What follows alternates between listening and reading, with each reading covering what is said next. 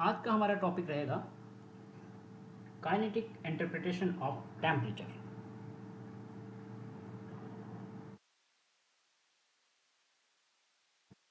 तो इसमें हम ये स्टडी करेंगे कि जो काइनेटिक एनर्जी है और जो टेम्परेचर है इनके बीच क्या रिलेशन होता है in kinetic theory of gases. तो जो टेम्परेचर है, अभी तक जो हम पढ़ते आए हैं टेम्परेचर के बारे में, ये केवल एक नंबर नहीं है। अगर हम काइनेटिक थ्योरी ऑफ गैसेस में इसका स्टडी करें, ये बहुत इम्पॉर्टेंट है, एक इम्पॉर्टेंट टर्म है काइनेटिक एनर्जी को एक्सप्रेस करने के लिए। तो मैंने यहाँ पर इसका डेफिनेशन लिखा है according to the kinetic energy of gases, तो आप इसको नोट कर लें। तो according to kinetic theory of gases, temperature is a measure of average translational kinetic energy of gas molecule. तो ये इंपॉर्टेंट लाइन है हमारी, temperature is a measure of average translational kinetic energy of gas molecule.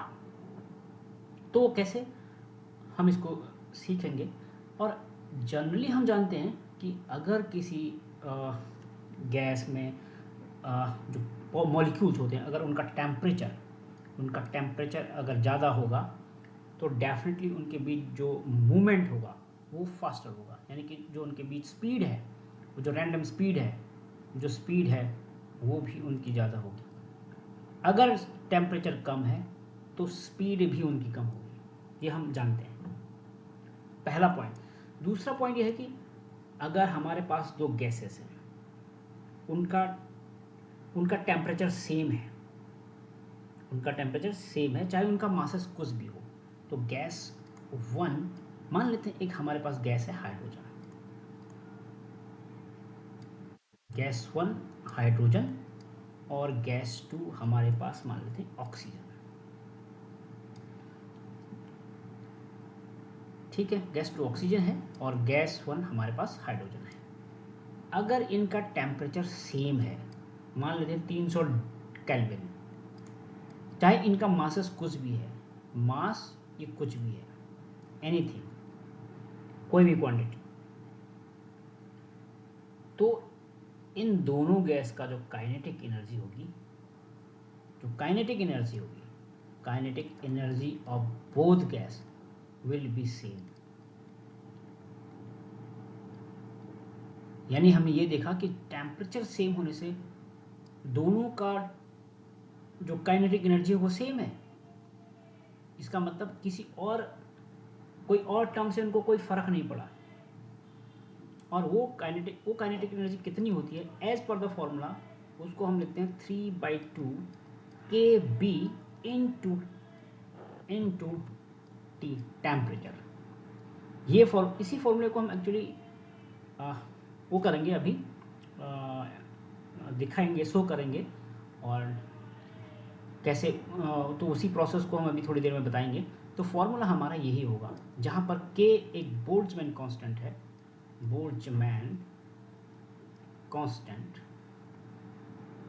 और temperature है, T है temperature. तो यहाँ से हम ये कह सकते हैं जो काइनेटिक एनर्जी है उसका फॉर्मूला अगर 3/2 KB इंटू T है, इसका मतलब ये हुआ कि जिस भी गैस का ये के लिए हम ये कैलकुलेट कर रहे हैं, ना उसका प्रेशर पे ये काइनेटिक एनर्जी डिपेंडेंट है, ना उसके वॉल्यूम पर ये काइनेटिक एनर्जी डिपेंडेंट है, ना ही उसके नेचर पे ये काइनेटिक एनर्जी डिपेंडेंट है। यानी कि डिपेंडेंट है तो सिर्फ यहाँ पर उसके टेम्परेचर पे। ठीक है, तो हम इसको ही दिखाएंगे। तो सबसे पहले हम अब ये जो चीज इनको है, मैं इनको थोड़ा इरेज कर देता हूँ और मैं कोशिश करता हूँ इसको एक्सप्रेस करने की यहाँ पर। तो मैंने ठीक पहले एक वीडियो इससे पहले बनाया है, अगर आप क्लास 11 का प्लेलिस्ट में जाएंगे, वहाँ पर मैंने pressure of ideal gas calculate किया है। तो वहाँ पर हमें एक एक्सप्रेशन ऐसा मिलेगा, P यानी कि प्रेशर इक्वल्स 1/3 NmV बार का स्क्वायर। यहाँ पर जो n है वो है नंबर ऑफ मॉलिक्यूल्स, या इन 1 unit volume, number of molecules in 1 unit volume, number of molecules in 1 unit volume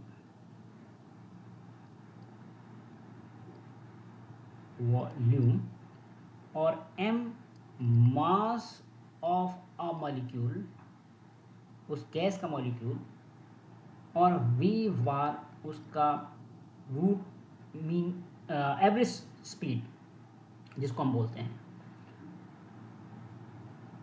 हम इसको लिखते हैं mean of square speed, mean of square speed यानी कि एवरेज ऑफ स्क्वायर स्पीड। तो अगर हम इस इक्वेशन को यानी कि इसको मान लेते हैं इक्वेशन 1, इस इक्वेशन को दोनों तरफ अगर हम v से मल्टीप्लाई करें यानी कि वॉल्यूम से मल्टीप्लाई करें तो ये हो जाएगा p into V 1/3 N into V M V bar का स्क्वायर, कुछ इस तरह से। तो यहाँ पर आप इस टर्म को अगर आप देखें एन वी का ये वॉल्यूम है एक्चुअली, इसको हम लिख सकते हैं एन।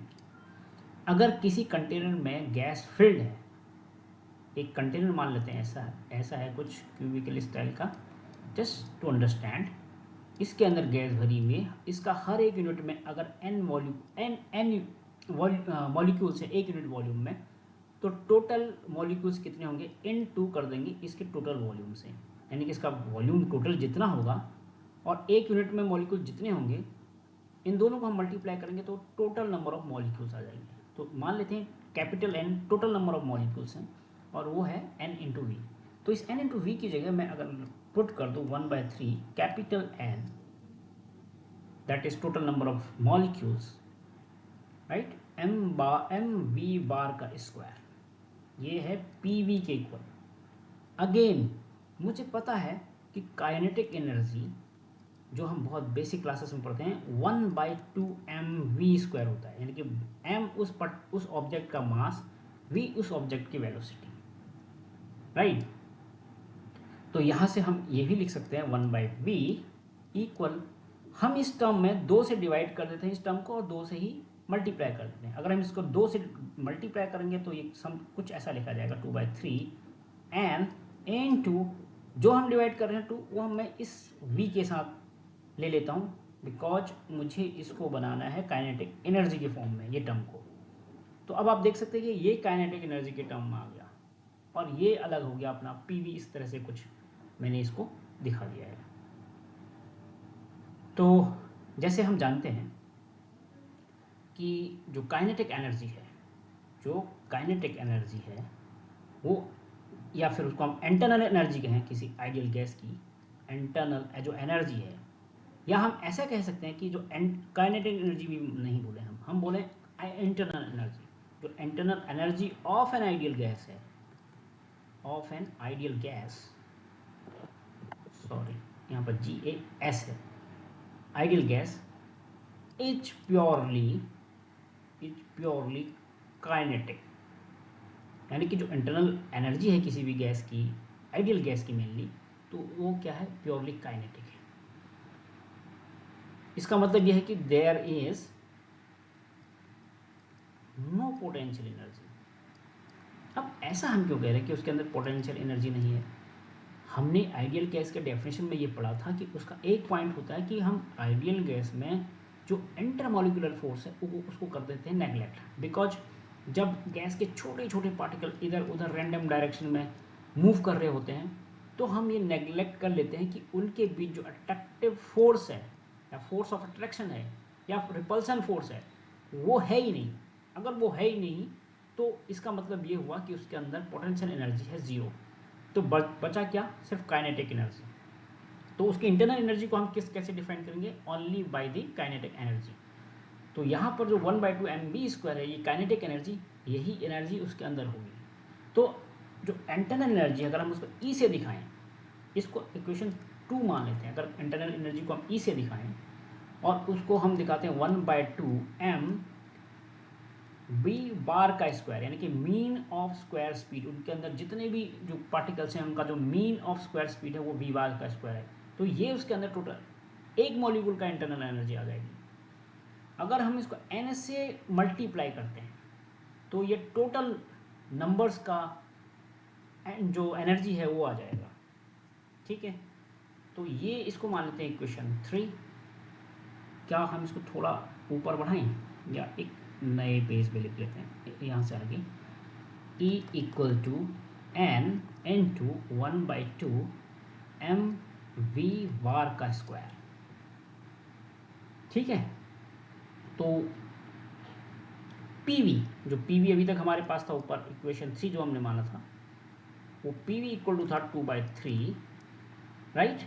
और आप PV इक्वेशन कुछ इस तरह था 2/3 n into 1/2 M we bar square, यही था ना क्वेश्चन 3। तो अब आप देखिए इस वाले पोर्शन को, ये वाला पोर्शन पूरा इसके इक्वल है। तो हम क्या कर सकते हैं कि from equation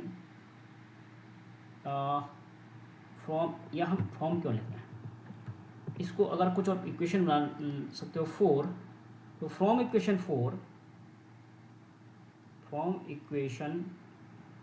4 PV equal to 2/3 PV equal to 2/3 into E, इस पूरे टर्म को ई से रिप्लेस कर दिया हमने। और फर्दर हम ये कह सकते हैं, हम एक तो इससे ये भी हम कैलकुलेट कर सकते हैं, पी सेपरेटली भी कि हम इसको कैलकुलेट कर सकते हैं। ठीक है, और यहाँ से हम ये कह सकते हैं कि E इक्वल्स, E अलग कर दो, तो E अलग कर देंगे तो 3/2 हो जाएगा इंटू PV हो जाएगा। अब according to the ideal gas PV equal to हम क्या लिखते हैं, NkB इंटू T, ये फॉर्मूला है। PV equal to, not P equal to, actually PV। तो यहाँ पर थोड़ा सा मैं इसको कट कर दूँ, it is PV equal to as per ideal gas equation, PV equal to NkBT। तो PV की जगह हम ये रख दें, तो अगेन 3/2 PV की जगह NkB into T equal to इतना। अगर हम दोनों टर्म को, ये तो टोटल काइनेटिक एनर्जी आएगी, इंटरनल काइनेटिक एनर्जी, अगर हम E को N से डिवाइड कर दें, इस N से, तो यहाँ पर E/N इक्वल्स आ जाएगा 3/2 KB इंटू T। ठीक है, तो इस वाले फॉर्मूले को हम कहते हैं average kinetic energy of a molecule of A gas. ठीक है, तो ये वाले फॉर्मूले को ध्यान रखें, और इससे भी हम कुछ इस तरह का फॉर्मूला निकाल सकते हैं, जैसे यहाँ पे हम E और P इक्वल टू 3/2 PV भी लिख सकते हैं। तो बहुत सारे फॉर्मूले हम ड्राइव कर सकते हैं। मेनली हमें इससे कंसर्न था E/N equal to 3/2 KB into T से, जो average kinetic energy of a molecule of gas है। आई होप कि आपको ये जो अब इसमें लेकिन एक चीज़ है, ये समझ में तो आपको आया होगा। तो यहाँ पर आप देख सकते हैं तो पूरा फॉर्मूला T और E के बीच है। तो यहाँ पर फिर प्रेशर, आपका जो प्रेशर है, वॉल्यूम है, और आपका जो इंटरनल कोई और नेचर ऑफ द गैस है, वो बिल्कुल नेग्लेक्ट है। कोई भी इस टर्म में कहीं भी आप नहीं देख पा रहे हैं। तो इंटरनल एनर्जी सिर्फ उसको इंटरप्रेट कर रहा है टेम्परेचर। तो ये जो इंटरप्रिटेशन है टेम्परेचर का एनर्जी को से रिलेटेड, आपको समझ में आया होगा। अगर कोई डाउट है तो आप मुझे ज़रूर लिखें कमेंट बॉक्स में, और मैं कोशिश करूँगा उसका आंसर देने की। Thank you for watching this video clip.